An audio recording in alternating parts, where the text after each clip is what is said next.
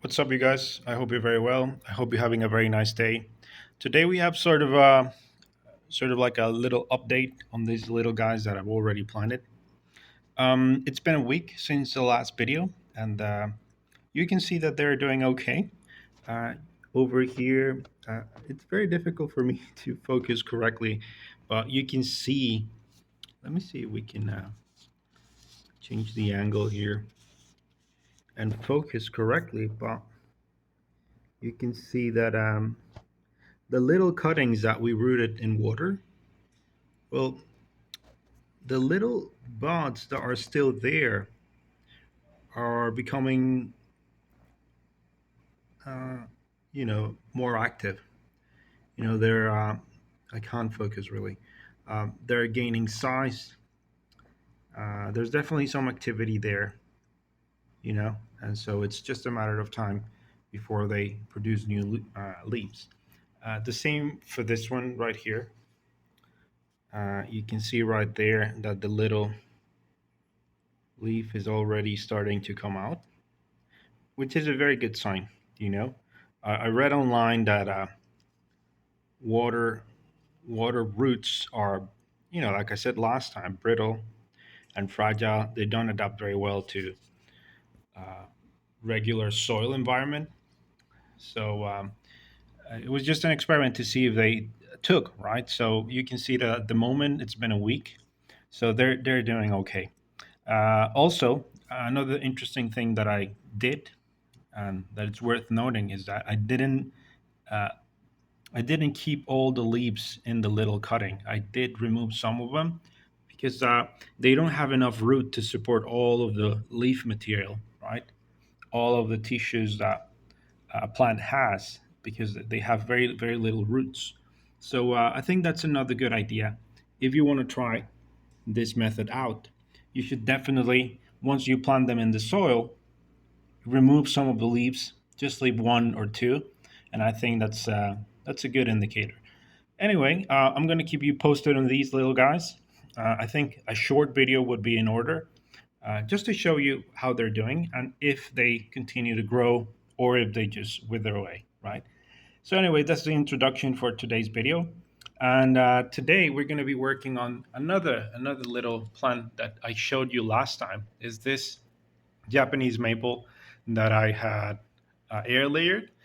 This morning, just this morning, I wasn't looking, but my cats actually knocked this over. This is already very fragile and improvised as it is, and that my wife told me that this was on the ground and all the soil had spilled over.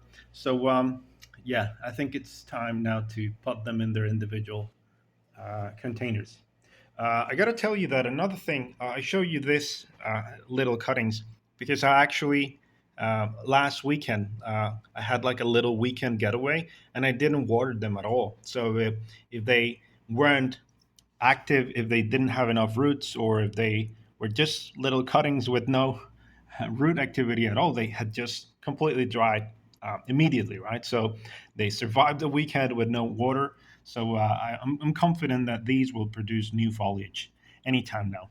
So anyway, this last time I left this in a relative home and a relative's home.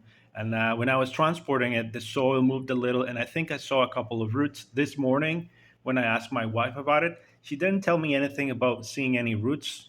She just immediately started filling it up with soil again. But I'm pretty confident that we will see some activity. If not, this will be like a cutting, and they will just plant it in soil. But I can't keep my I can't keep letting my cats knock plants over, and uh, I just want to get them in a safer place now, in a less fragile and improvised environment. Another thing is that I'm part of a little club now, so I promised a couple of cuttings, rooted cuttings, to some of my uh, co we could say co-workers, maybe another club members, right? So we're going to be taking care of these so that I can share them with them, right? So we'll see what we have. I'm going to pause the camera, remove some of the soil, and then we'll continue on from there. Yeah. So here we go. So here we are. This is a little branch that I left. I cut a little hole in the container that I used, and I just left it to grow outside of the litter container so it stayed alive. You can see that we got one little leaf there. I'm gonna cut this, so we'll pretty much leave a little stump in the in the original pot. But you can see that we got a little tree here, right? Lots of roots there. Then we have another one over here. That's another clearly defined little tree. And then we got another one over here. Where I'm moving my I'm moving my fingers here. So this is I see this as an absolute success. I did have another one. Maybe you saw it in previous videos, but what happened was, like I told you, with the weekend and everything, I transported it over to my relative's house, and it died because she actually watered the flower pot, or in this case, the pot, instead of the little container. So the other one died. I did keep the mother plant, but the little air layers died. So I got three now. So that's perfect. I got more than I had before. These are going to go in these little colanders with the soil, and yeah, we'll see what happens. So again, I'm going to pause the video, and I'm going to cut these, clean them up nicely, and then you'll see what we're working with. So here we go. So here we got them. The roots are now wet, so they don't dry out, but you can see that we got some good good results. These cameras terrible at focusing, sorry, but you can see the nice little root mass there. And I'm going to do the same thing that I did with the cuttings. I'm going to remove some of the leaves so that the roots are not overwhelmed by the amount of tissue that they have to keep alive. Especially with this one, you can see that the roots are not as abundant as with the others. I'm going to remove some of the soil there. And this one is, the largest one. Nice amount of roots. And we kept the mother plant, a little tiny leaf still alive there. We'll see what happens. I'm pretty confident that this will continue to produce new foliage. So the last thing that we're going to do is plant them, and yeah, we'll call it a day. So here we go. So here we are. You can see that I've already removed the foliage, and yeah, they're now planted in their individual colanders.